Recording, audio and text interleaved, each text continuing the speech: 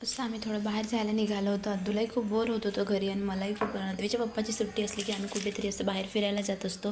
इथे बाजूला एक गार्डन होतं, असं तिथे गेलो आणि तिथे तिकीट वगैरे काढले आणि तिथे असे फोटो वगैरे क्लिक केले. आणि अद्दूला ती ट्रेन दिसली तर त्यातच बसायचं होतं. त्याला सर्वात पहिले त्यात बसवलं आणि बाहेर गेलं की थोडं भूक लागते आणि काहीतरी चटपट खावंसं वाटते. अशी भेळ वगैरे घेतली आणि तिघांनी मिळून खाल्ली. आणि घरी आल्यावर तेवढ्यावर तर काही जमलं नव्हतं.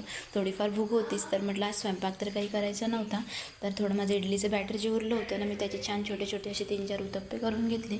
आणि नंतर बाजूला कांदा, टोमॅटो, मिरची, कोथिंबीर, असं थोडंसं गाजर वगैरे वरतून खिसून टाकत असते मी. आणि असे सिंपल बनवत असते.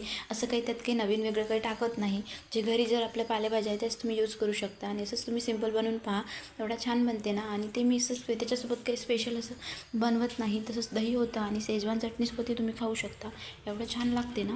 आणि जे गाजर जे आहे तुम्ही जे वरतून खिसून टाकता ना, त्याचं टेक्स्चर बघा किती छान होते. आणि तुम्ही शिमला मिरची वगैरे असं काहीतरी कट करून टाकू शकता.